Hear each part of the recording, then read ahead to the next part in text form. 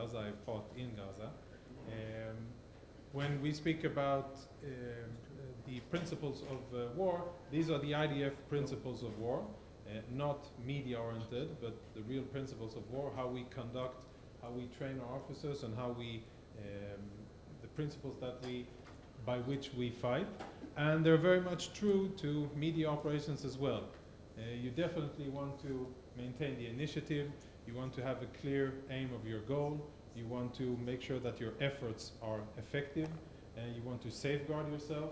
And a few other things that are true in combat as they are in media. And I'll try to make a few examples of how they are done in our current operations.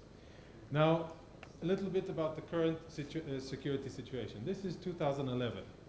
The Middle East, and I'm sure that there are many people in the room with far more knowledge about the Middle East than I have, but the map or the fault lines of the Middle East, the borders, the countries, in 2011 we had sovereign countries all around us, and of course Syria had full control of its borders then. Hezbollah was already then a very strong political force in Lebanon and the biggest military threat to Israel at that time as well. But Syria had a military that was capable of maneuvering into Israel and posed a significant threat to a military threat to Israel.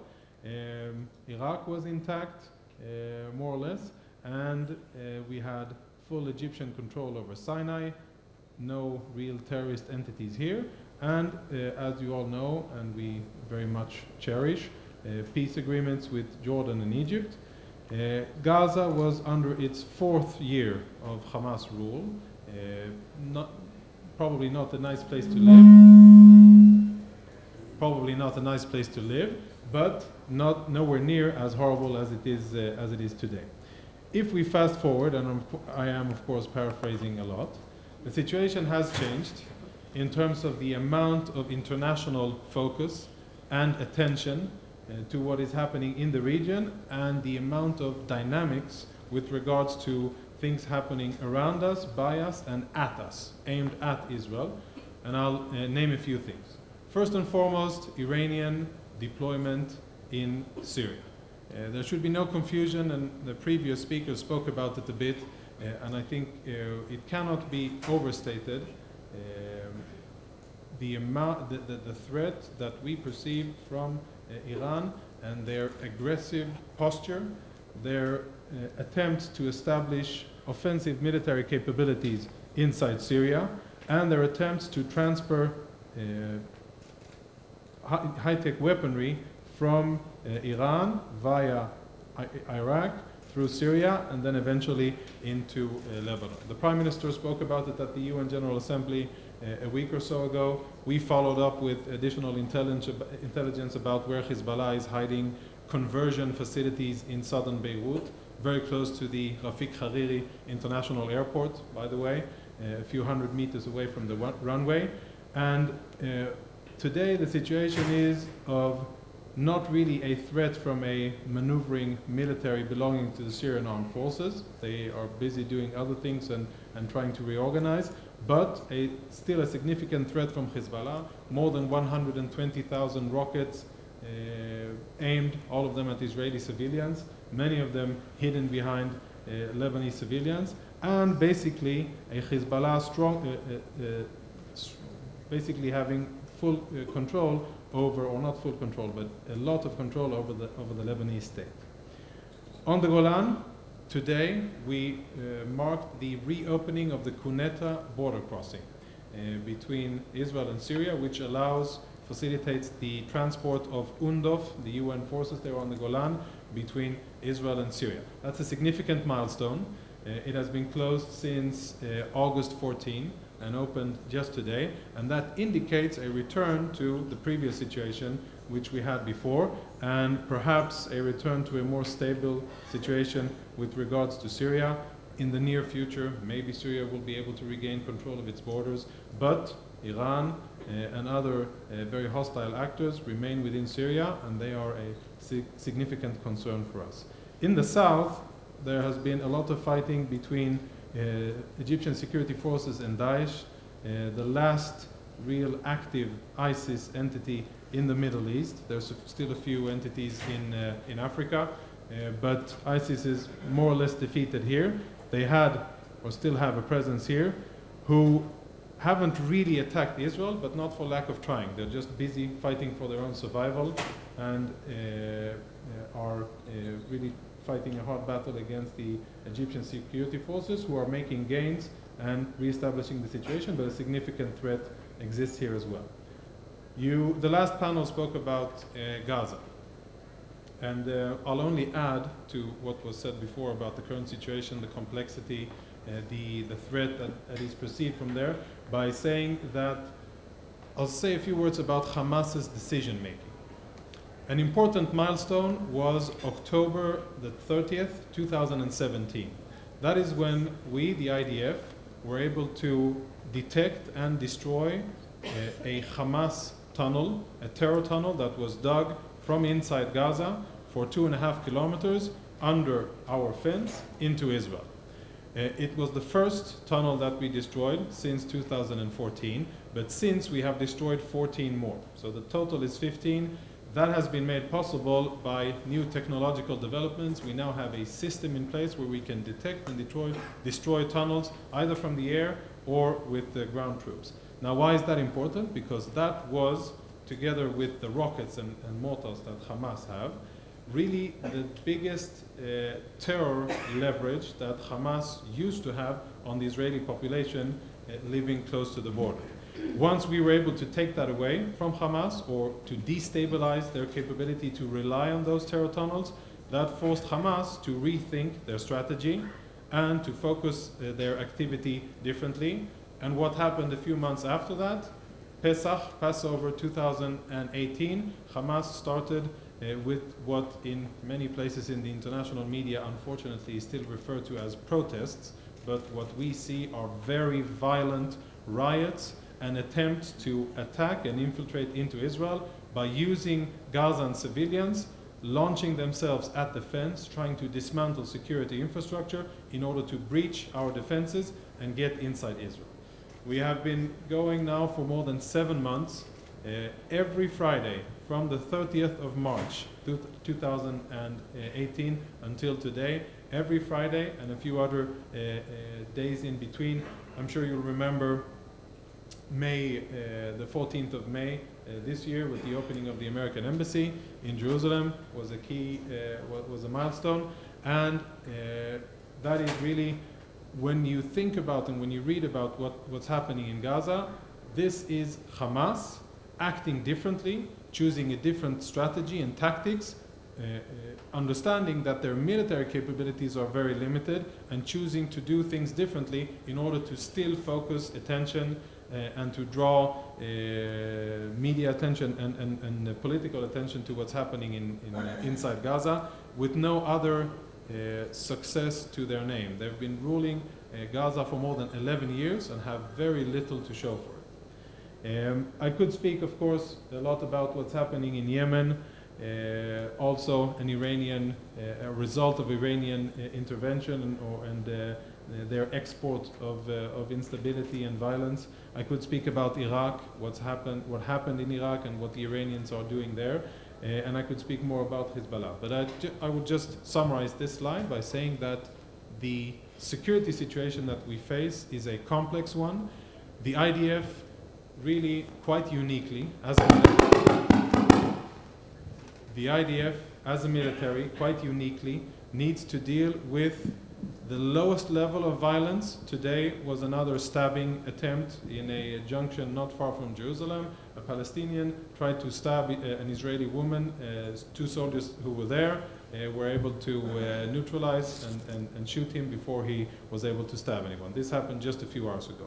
So on the lower end of the spectrum, we deal with the lone attackers, the stabbers. On the higher end of the spectrum, we need to be able to deal with ballistic missiles and the possibility of a nuclear Iran, and everything in between.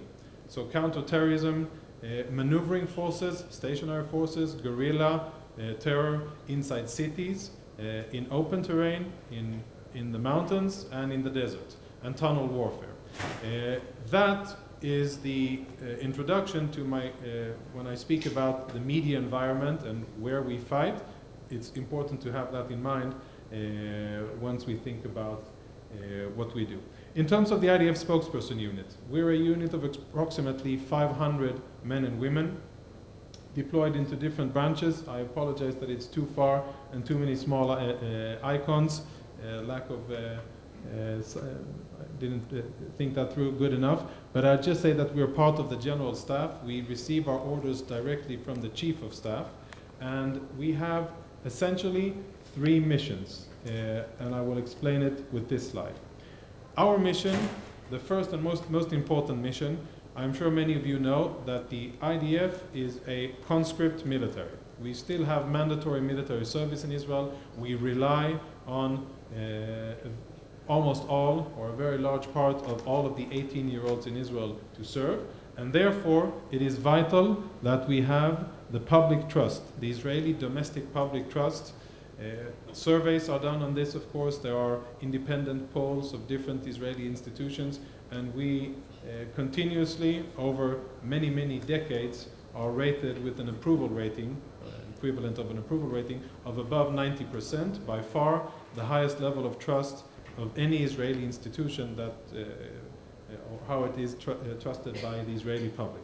That is the first and most important part of our job. The second part is to strengthen the legitimacy of IDF's activity and also to deter the enemy. We do so with, of course, engaging with different audiences. The first and the primal one, the most important one, the Israeli audience, and then we speak to the world, with the world, different audiences across the world. That is my branch. We do that, and then we have an Arabic-speaking spokesperson whom I will show in just a second. Now, with that comes a challenge, because when we,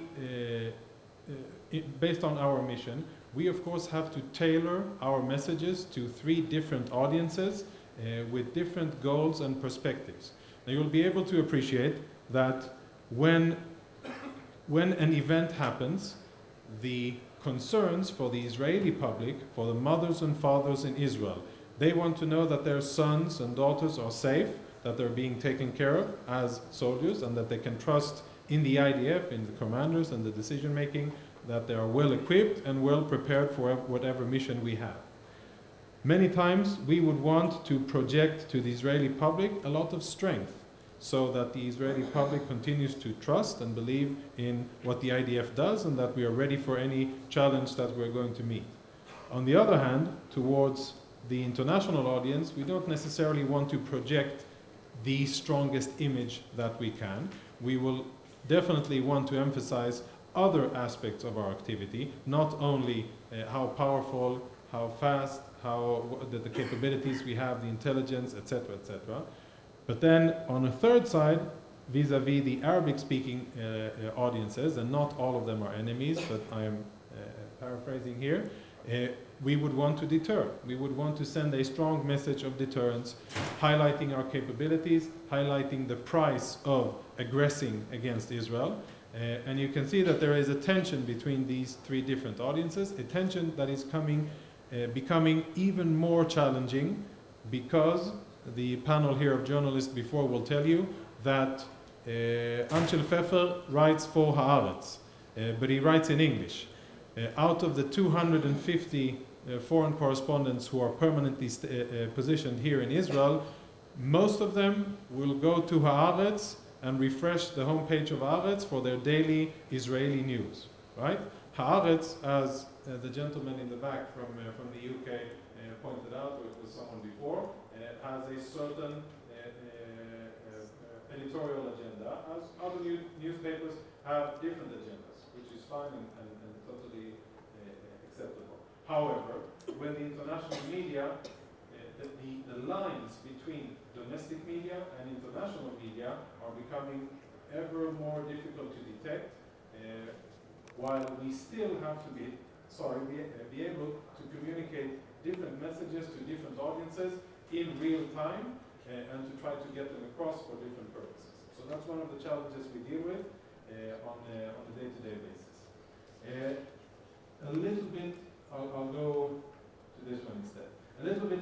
we are and what we do. The lower part here are the different social media platforms that the IDF operates or maintains in different languages. I'll start with what I haven't spoken about before, the Arabic language. For those of you who speak Arabic, you probably are familiar with Major, soon-to-be Lieutenant Colonel I.D.F, who is brilliant. He is a master of the Arabic language and understands Arabic tradition, scriptures, norms and culture, and is able to communicate via his social pages and directly to the Arabic-speaking media, all of the large networks, as well as Lebanese, Syrian, Palestinian media outlets, and really is a rare, I would call him a national asset.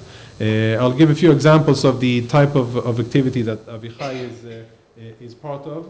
Last week, when the Prime Minister revealed the Hezbollah facilities in southern Beirut, the conversion factories where they're converting rockets into guided missiles, we of course launched a campaign in order to focus Lebanese media attention to the threat that Hezbollah poses to public safety in southern Lebanon.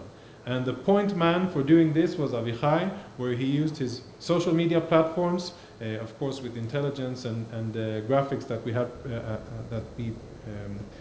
provided in advance, and he made sure to keep that topic on the public agenda in Lebanon, and forced really Hassan Nasrallah to deal with it and to say that we are not hiding dangerous weapons inside populated communities in southern Lebanon. And there are many, many other examples, but that is Avichai Adraei. You can see the size of the platforms that we have. The IDF spokesperson is Brigadier General Ronen Manelis. He is our boss and is he really focuses on the domestic audience. And as we said before, that is the prime audience. Since we're an international forum here, then I'll speak about what we do vis-a-vis the international audience. You can see highlighted are the amount of followers in each platform in the English language, but we also hold French and Spanish platforms in Facebook, Twitter, Instagram, YouTube, and we also have 3 websites in those same languages. So there's a very strong, dedicated effort to get our message out. We are very much aware of what you spoke about the last panel, the challenges in getting our message out and overcoming a lot of bias in the traditional media. One of the ways of doing that is by producing original content by yourself and making sure that that content gets out via social media platforms. And our platforms are growing. They are on par with the Prime Minister's platform. However, we do not sponsor content. All of our followers are organic growth. We have not paid a cent in order to get followers, but all of those followers we have are organic. The average reach on the accumulative reach by week is approximately 3.5 individual viewers of the different content that we produce each week, which for Israeli standards is very big, probably the biggest. What's that number again? 3.5 million. Oh, I didn't hear the million. Oh, did I say 3.5? Thanks for the correction. Important one.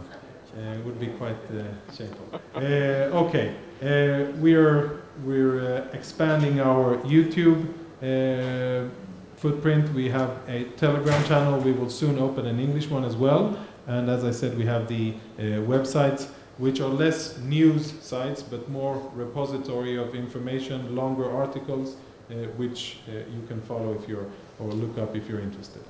Now a little bit about the challenges. You spoke, this will be a bit redundant, and I'll go shortly through it and I'll make time for questions, because you spoke about it in the previous panel about Gaza. These pictures, all of them are taken from recent events. The first clash on March the 30th, 2018, when Hamas started to understand that they're changing their strategy and started to use the population in order to infiltrate into Israel. I'm sure everyone here is familiar with this young lady, Miss Tamimi, and her public efforts. And another challenge, which is still ongoing, and she's here as a symbol. This was a medical volunteer in Gaza, a 21-year-old young woman who unfortunately was shot as part of the riots in the southern Gaza Strip on the 1st of June 2018, and she became quite a symbol. The lady from camera spoke about the New York Times. The New York Times and many others really catapulted her to the front and really made a symbol of, and really she personifies a lot of the challenges that we deal with, which on a human perspective, right, as human beings, and as Michael Dixon from Stand With Us said, every human being, every father, mother, sees suffering in Gaza, sees people who have their legs amputated, sees people who don't have fresh water, and feels compassion. Israeli soldiers defending the border feel compassion. We feel compassion, and we have no interest in the situation being as it is, but our primary goal is to defend our border and our civilians, which are just a few hundred meters away. So whenever there's a dilemma, inconvenient as it may be, we make sure that, based on the first slide that I showed, we have a clear sight of the aim, what we are here to do, and for the Israeli soldiers on the ground, it's very clear. If we don't hold the line and defend, then these masses, these mobs of hateful people will come in and will seek to kill Israeli civilians. It is that clear, and it makes it very clear for the Israeli soldiers what they have to do. In a media perspective, this is challenging. To deal with the international media when there are symbols like this is a challenge. What we try to do is to use many different opportunities to try to focus positive attention on the many, many positive things that the IDF does and is part of. We try to highlight Operation Good Neighbor, our humanitarian assistance efforts to Syrian civilians that we did for more than 3.5 years, during which we provided emergency medical care to more than 5,000 Syrian civilians. Brought them in from Syria, treated them in Israeli hospitals until they were fully recovered, and returned them back to Syria with medication, with, in cases it was needed, prosthetic devices, etc., etc., in addition to a massive humanitarian effort of transport of thousands of tons of fuel, food, clothing, and many other things. That operation has now ended, but I can say that this was really a unique humanitarian effort that the IDF did. We had a few partners as well, organizations from around the world, and if you have questions about it, I'll elaborate soon. This is a picture from an IDF delegation to Mexico a year and 2 months ago to the earthquake. So we obviously want to highlight those things. International cooperation, a picture from an exercise with the European command forces who come here once in 2 years, and we conduct joint readiness exercises. American commitment to Israeli safety is really, Israeli security is really embedded, really shown here, and different events on the ground that we can afterwards deal with. This picture here, this is the remains of an Iranian UAV that the Revolutionary Guard tried to infiltrate into Israel on the 10th of February 2018. Now, if we compare this to this slide, obviously I would want to focus all day long on dealing with fighting a military. Fighting a military or an aggressor, Iranians that are approximately 1,000 kilometers, a little bit more than 600 miles away from home, crossing our borders and attacking Israel, being the belligerent side. So that case was a great example of us being there first, getting the information out, and really being able to influence media coverage. But in many other cases, that is very challenging, and if you have questions about it, I'll elaborate. Now, You spoke before about media bias. That is, for me, it's not a question whether there is a media bias. I see it, I feel it, I read it, I hear it every day. We will issue a statement and provide information. And in many of the different outlets, TV stations, newspapers, etc., we will either receive very limited coverage of our viewpoint, or it will be questioned, or it will be located within brackets, or many other things or techniques by which I can see that there is a clear bias in many times. This is an example of the so-called split screen between the opening of the American embassy and the other part of the screen, the riots in Gaza, and a few other examples of. I chose this one. This is that example there. That's a picture which was the front page of the New York Times, and also the front strip on AP, of a picture of an eight-month-old baby from Gaza that unfortunately died after one of the riots. And the Palestinians, Hamas, was very quick to try to say that she had died as a result of Israeli tear gas. Only afterwards, and after we questioned that narrative, it became apparent, and the Palestinians eventually admitted that she had a pre-existing heart condition and died of other causes. Did we see a retraction? Did we see a correction? No. But it was the headlines, and of course a moving human story, but it wasn't true at the time. I'll give a few examples of the positive things that we're capable of doing. Again, an example of how on CNN, which many times gives fair coverage, in some cases we have issues about it, but more than usual fair coverage. We're able to follow here the saving of the white helmets through Israel, and a few other examples of events where the bottom line here, what I want to say is that positive media coverage is possible. It doesn't come easy and it doesn't come cheap. When we have an extremely good story which doesn't interfere with any pre-existing editorial line or ideas, then sometimes it also gets out, and sometimes it gets out the way we want it. And these are a few examples of that case.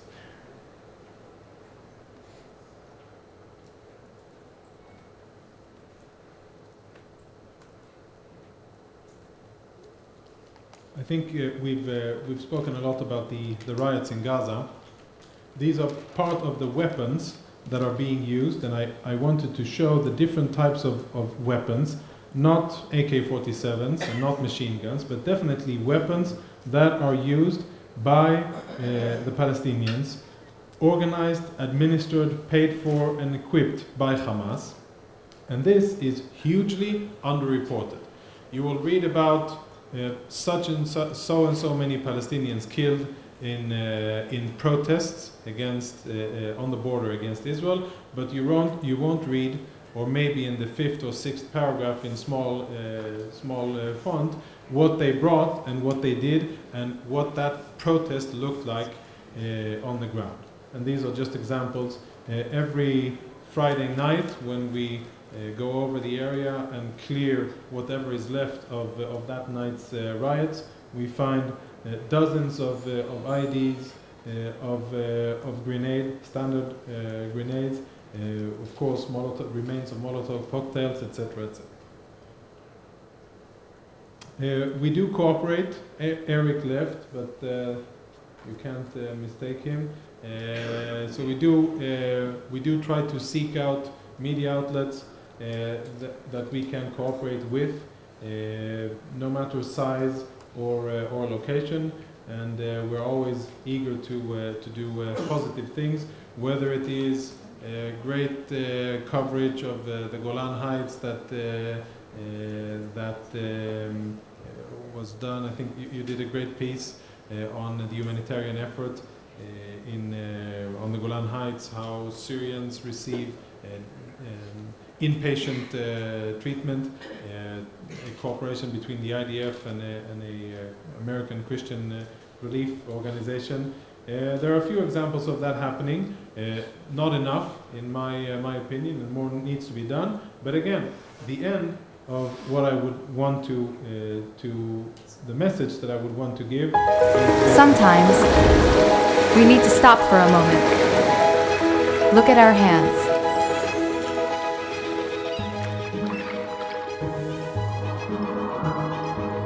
Remember what they're capable of.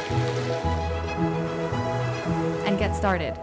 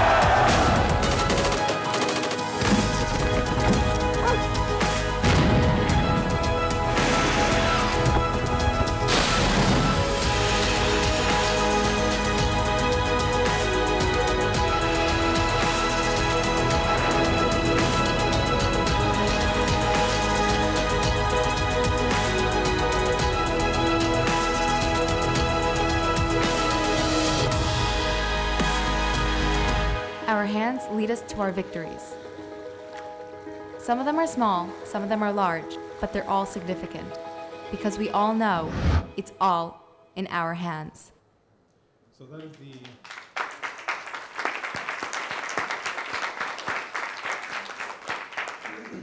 is the message that I came here to say. The bottom line, yes, challenging times, a very complex security situation, many enemies around us with capabilities and hostile intentions, and a challenging time many times in international media. However, we very much believe that it is in our hands to defend ourselves and also to get the truth out and to have our voice heard in the international media. Thank you for your attention. I'll be happy to.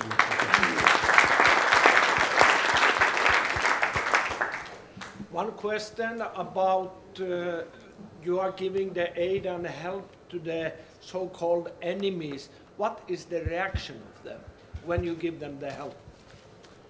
You're from Norway? No, from Finland. From Finland? Yes. Okay. Welcome. Thank you. So, I was actually on the Golan Heights in 2011 to 2013. I was there as a liaison officer of the IDF to UN peacekeeping forces, UNDOF. There weren't any Finnish officers there at the time, but the Finns do send officers to peacekeeping. And when the first Syrians started coming across, crossing the border from really a war zone inside Syria, came to the fence because it was their last resort, and asked for water, food, or came with a bleeding or wounded child, you could really see the fear in their eyes. You could see generations of hatred and indoctrination.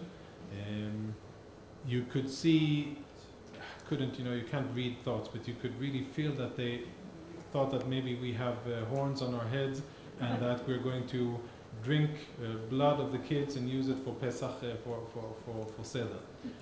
That level of hatred and blind indoctrination. As time went by, and it happened quite quickly. You saw more and more civilians who came forward without fear, and a few, not many, but a few were also brave enough to go on record in Arabic and also in English and say, I am from such and such area, not their name and the village, that would be dangerous, but I am from such and such area. I came to the Israelis, they saved my life, they saved my family, and I thank them. Now, that happened a few times, not too many times, when the IDF was part of facilitating the rescue of the white helmets from Syria. We, based on an American, Canadian, German, and a few other countries who were involved in it, request, together with Jordan, allowed the besieged white helmets to escape through the Golan Heights, through the Kuneta area, into Israel, via buses to Jordan, and from Jordan to different countries in the West. When that was over, I checked out the official White Helmets Twitter handle and was waiting, to retweet them saying thank you for saving our lives. It didn't come, but that we still know when we do good things, and many times we do very good things. We know what is right, and we know that we have done what is right, saved many lives. It would be great to have those things accredited as well, not only other things, but it is a step that I think will happen in the future as well. Thank you. Sir, in the front. And then... Hello, Jonathan. Chris Mitchell with CBN News. Do you see that the enemies of Israel, like Hezbollah, Hamas, try to manipulate the international media as part of their strategy against Israel, and perhaps manufacture events or utilize events like that? I think in the book that you wrote about ISIS, Iran, and Israel, you allude to the nature of terrorist organizations and their savvy and manipulation of the media as part of their modus operandi.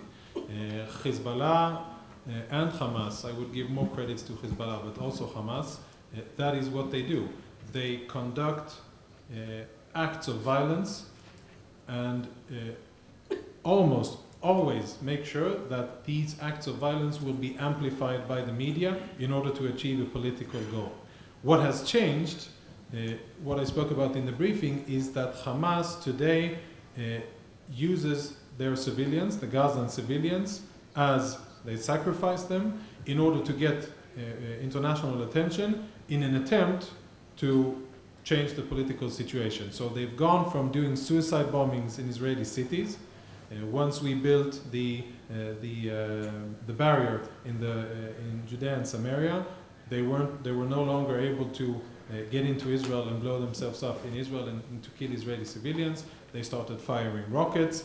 We developed the Iron Dome. Now they have a difficulty in doing that and getting an effect. They started with the tunnels. Now we've cut off those tunnels. So they've degenerated themselves or their current resort is to try to use this type of really media operations and very cynical manipulation of their own civilians, and I'd say a certain willingness in international media to play along. Yeah. So yes. Yes, sir. DemocracyBroadcasting.com. We're familiar in North America with the tours of Breaking the Silence. IDF veterans who claim, in contradiction to Colonel Richard Kemp, who claims that the IDF is the most humane army in modern warfare, they claim ethics violations. What's the truthfulness of this group? What's their motivation, and what's your position on them? We're a democratic country. We're a free society, and that is exactly how Israel, in our opinion, of course, should remain. And those are things that we cherish. Part of a free society is free speech, even when it isn't convenient. That's the general statement. The problem with Breaking the Silence, and I could name other organizations, in my view, is that instead of taking their criticism to the IDF and informing the relevant commanders in the IDF of any alleged wrongdoing, their go-to strategy or tactics is to go out of Israel and to try to generate criticism or to apply pressure on Israel from outside. We think that much more could be done, and the situation could be much better if organizations like Breaking the Silence with Others would present whatever evidence or allegations they have to the IDF, let us review it, and then act upon it. We have a proven track record of investigating and, when needed, of also charging our soldiers when someone was found in the wrong, unlawfully using their weapons or whatever it may be. And I have complete confidence in our ability to do so, and I think that is what these organizations should be doing, instead of seeking different venues around the world and really aiding organizations and entities that have a much more sinister aim for Israel than improving the morality of the IDF. But are all their allegations valid? No, I wouldn't say so. I would say that there are many allegations that we have looked into after we learned about them in the media. We looked into, investigated them, and found them far from the truth. But we would have done the same investigation had they come forward and said, listen, we think that this such and such happened, we got a report from whomever, please look into it. We would look into it. Yes, ma'am? Oh, yeah? Yeah. First of all, it's an honor to be here. Thank you. Thank you for your mic. Wait 1 second for the mic. Can't hear. Yeah, we'll get the mic to her. I will ask a very interesting question. Okay, so we hear so much about Iran, and you mentioned a lot about Iran. And so can I first of all say that Operation Good Neighbor, it was a very successful thing, both in the West, but I actually know Syrian people in South Syria who told me how they were very touched and how it really meant a lot to them. And these are obviously Syrian pro-Israel people, and they were happy to see other people being touched by this initiative. But anyway, my question is that we hear a lot about Iran, and we all understand here why.